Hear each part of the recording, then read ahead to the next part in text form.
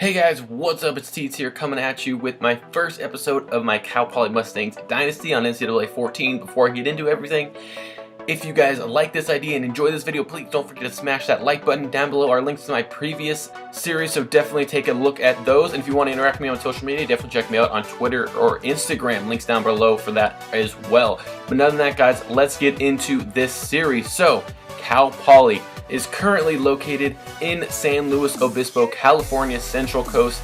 If you guys do not know where that is, here is a beautiful picture of the town, which I think is beautiful, my hometown, and this is where it is located, right in between LA and San Francisco, about 3.5–4 hours from each.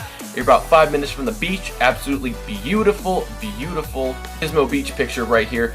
So currently Cal Poly is in Division 1 AA, I believe that's how they consider it right now. So we're going to move them up to Division 1 and put them in the Mountain West Conference for now. Depending on how well we do, we will definitely progress into better conferences if we get invites. So let's take a look at the recruiting pitches, offense and defense. Academic prestige is sitting at a C+, campus lifestyle B+, coach prestige B-, championship contender C+, athletic facilities B-, fan base B, Pro Factory C+, program traditions C+, television exposure C, offense Georgia Tech, we're running 70% more than 30% passing. Playbook, we're going with the 4-3, and it is going to be very difficult. We are starting with 3-star prestige, mainly because I know we did come from a Division 1, but this is a very popular school in California. And let's take a look at the jerseys now. This is going to be the home jersey that we're rocking here.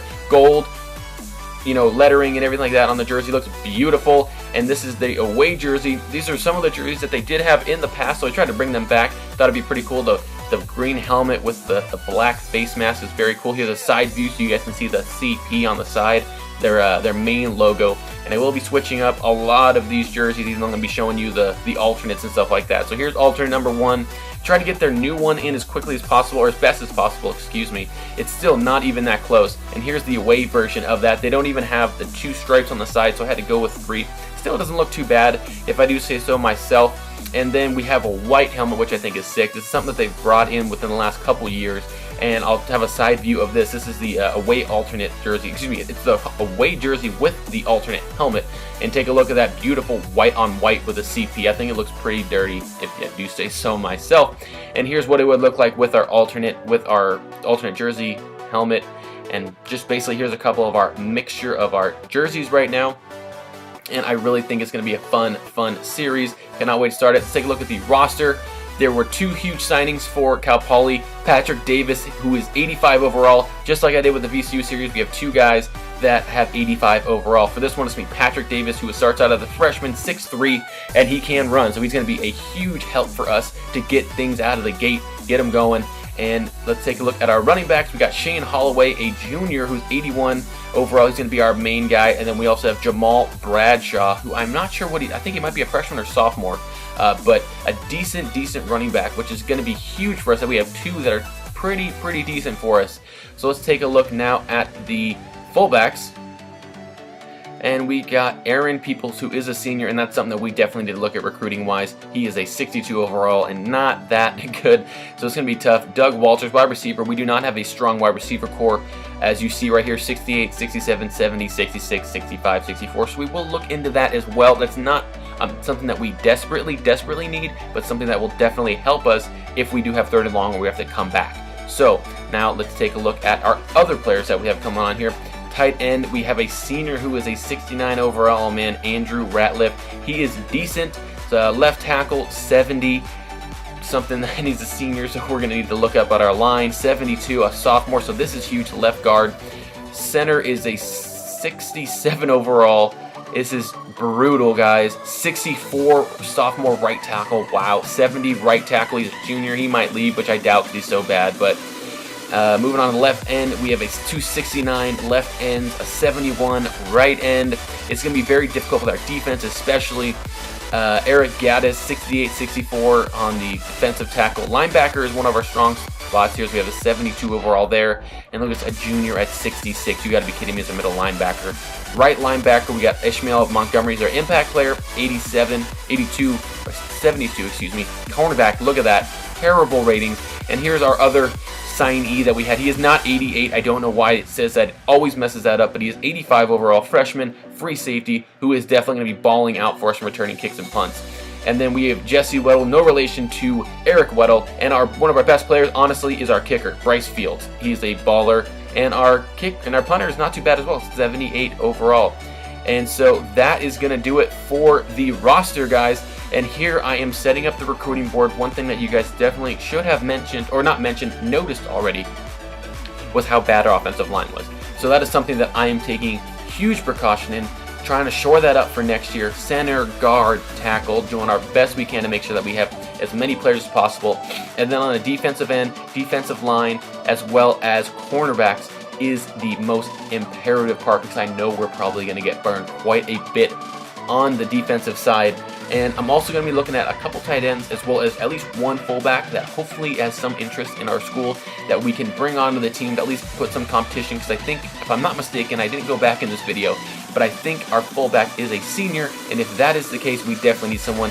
Here we go at the now custom schedules. We currently have an F as a strength of schedule strength. Like, that is not good. So I'm trying to, take away some of the teams that we have here. And I mean, we had 2 games back to back against FCS East, and that is not something that we want to do. And so now let's take a look at the actual schedule opening up against Florida Atlantic. This is going to be a tough game. You got Lane Kiffin and his squad, and oh my goodness, we go up against Cal. This is going to be probably the toughest game we have all year. New Mexico at home, 3 home games start.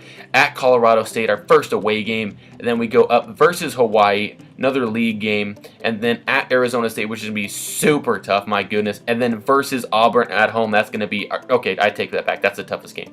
Then at San Diego State, at San Jose State, excuse me. Then we get a bye week to rest all of our players. Then we go back to Las Vegas by UNLV. Then we have a week off again before we go up against Utah State, and then Nevada, and then conference championship if we make it there, which would be honestly huge for our program if we're able to pull that off and possibly get into a bowl game, which would be extremely tough. But let's jump right into game 1 against Florida Atlantic in San Luis Obispo, California, happiest place in America. Here I'm showing you guys the overalls. We're overall 68 and they are a 75. Our best is obviously our offense at 72, our defense 66, which is atrocious.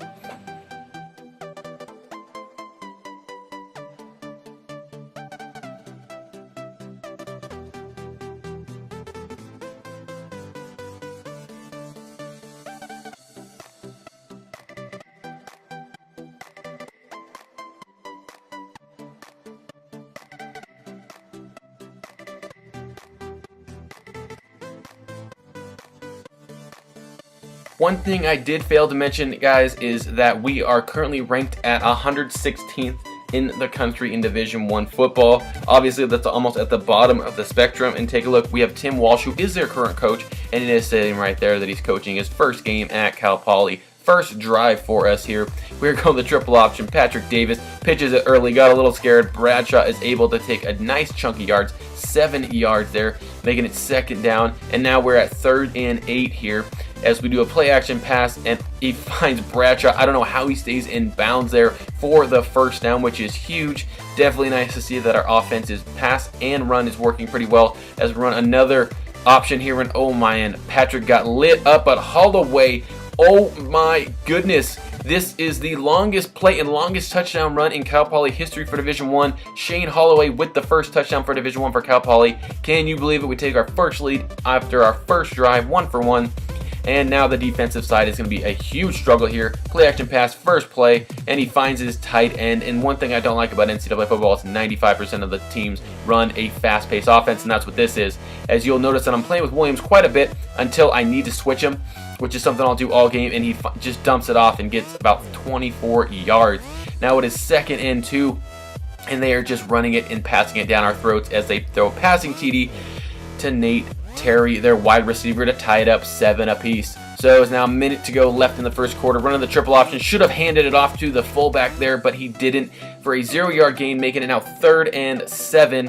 And we are going to try and run the speed option here, pitching it, and we are not able to get that first down there, so we have to punt it away to FAU. And the way they move the ball on us first is going to be extremely challenging for the rest of the game here. And it looks like they're running their own triple option there, trying to throw it down our throats right there as they get the first down on 3rd and 2. Now it's another 3rd down right here. Johnson drops back to pass, and he's going to try and do it himself here. Weddle does not make that tackle, and he is able to get the first down. That's one thing that's going to be tough. A lot of broken tackles here. Running the play action again, and off his back foot, finds his tight end for the first down. And he could have been a wide receiver, my apologies. But now we got 39, hopefully trying to stop him here. And he's looking back to pass, and oh my gosh, wide open Woods, and he drops it, guys. He drops it. That is his first incompletion on a wide open. So they end up going for the field goal there. And we get the ball back with 3 minutes to go here. And Davis has a wide open mark here, and he jukes the defender, gets the first down, which is huge. And one thing that we're going to try and do is waste the clock as much as possible. Now 2nd and 12, drops back to pass, looking, very gutsy pass there, and hits Felder for the first down. We are moving the chains here, trying to get something before halftime. And look at this hole for Davis right there. He should have pitched it. We could have had another touchdown by Holloway right there. 3rd and 7. We need something here as Bradshaw, our other running back, is able to get the first down. We call a timeout here to stop the clock with 30 seconds to go. So we are in field goal range as long as we don't do anything stupid, as Davis pitches it, and it's on the ground. You have got to be kidding me. First turnover, and that's one thing that I'm going to be worried about, especially if Patrick Davis is giving the ball up like that. So instead of being able to at least tie up the game, it is 10-7. And take a look at this. First play, and they have Johnson, who runs for about 20 yards. DeAndre Johnson, and just like that, 19 seconds to go, they moved it up, and they might be able to get a field goal here as Johnson finds a wide open Solomon, who breaks a tackle, takes it all the way down to inside the 40-yard line. And 2nd and 10 now, and all they need is a couple more yards to get a field goal. And look at how wide open they are. Breaks a tackle there and almost gets the first down, but 3 seconds to go. They kick the field goal. They're up 13-7.5, and they do get the ball, so that's even more difficult for us there. So first play, 3rd and 8, and we're able to stop them, which was huge. Our first stop on defense. So here we are, first down, pitching it to Bradshaw. Is able to swing it outside for the first down. Huge run by Jamal Bradshaw. 2nd and 10 now, as we are running the triple option again, and Davis is able to get on the outside, and he did not pitch it to Bradshaw, but if he did, that would have been huge. I think that was Holloway, yeah, because he pitches it right here to Holloway, number 7, and he's able to get the first down on 3rd and 1, which is huge. Trying to do our best to put up some points and take the lead. It is now 2nd and 11, and we're running the triple option to the left side here, and Davis running to the outside, and he does not pitch it again. There was a little bit of hope there, and one thing that I don't like about Patrick Davis's muscles, if you take a look, they're pretty massive. It is now 3rd and 2. He pitches it to Holloway. He's able to get the first down, which is huge for a 9-yard rush. Our rushing game has been huge, if I do say so myself. 3rd and 4 here, and Davis pitches it early there, but it looks like Bradshaw might be able to turn around the corner, and Bradshaw gets in for his first TD. So we got a TD by both of our running backs here, which is huge. So we take the lead 14-13. It is now 3rd and 5, under 5 minutes to go in the fourth quarter here, and Johnson looking, and he tries to find his receiver Terry, who had the TD earlier, and he commits the long 3rd down, which is huge for them in FAU. Now 2nd and 7 here. Johnson dropped back to pass, looking like he's going to want to run this one. Not looking like he wants to pass it. Breaks another tackle and just gets lit up by Jordan Williams. 3rd and 1 now. We need a stop desperately, and they swing it to the left. And wow, they easily get that first down, taking it all the way inside the 2-yard line. Now it is 2nd and goal here, and their offensive line just dominates our D, and they take the lead, and they are going to try and go for 2 points right here as they have 5 wide, and Johnson's looking, throws it, catches it, but he gets leveled at the 1, so we have a chance. If we're able to score a TD here, we have a good chance to possibly win the game, as we run the option to the left side, and Holloway again, he's off to the races. A huge gain. 36-yard gain there, and we're going to try and run that clock down as best as we can, because we don't have much. As I don't know how Patrick got the pitch off here, but Bradshaw was able to get the first down off a 13-yard carry. Like, that is just insane. 3rd and 8 now, 30 seconds to go here, and he pitches it, and we are not going to be able to get that first down, so we call our last timeout here. Excuse me, we do not call our last timeout here, but it is now 4th and 6. We need something to go here, and he intercepts the pitch. Oh my goodness, and that is how we are gonna lose our first game. Can you believe it? What a first game. That was a lot of fun. Only 2 passes for Patrick Davis, but 2 completions for 36 yards. Might need to implement that passing game a little bit more since we became a little bit more, easily accessible at the end. 11 attempts for 117 yards by Holiday with a TD, 10 for 57 for Patrick Davis, and Jamal Bradshaw, 6 for 72 and a TD. Definitely did a great job on the ground. Just need to implement that passing game, I believe, in the 2nd or 3rd game a little bit more. And let's take a look at receiving. Just 1 catch by Jamal Bradshaw for 9 yards, and Lonnie Felder 1 for 27. So now, that is going to do it for the episode, guys. I really hope you guys enjoyed it. I had a lot of fun playing and making this for you guys. What we're going to be doing for the future is 1 game at a time, and this is going to be the only reason this video was so long was because of all the extra cuts and everything into the roster and schedule and everything like that. So it's normally going to be about 8 to 12 minutes, so don't expect a 16-minute video all the time, okay? So just like I said earlier, if you like this episode, please smash that like button. If you're new to the channel, definitely subscribe. Other than that, I'll see you guys later. Have a good one. I'm out. Peace.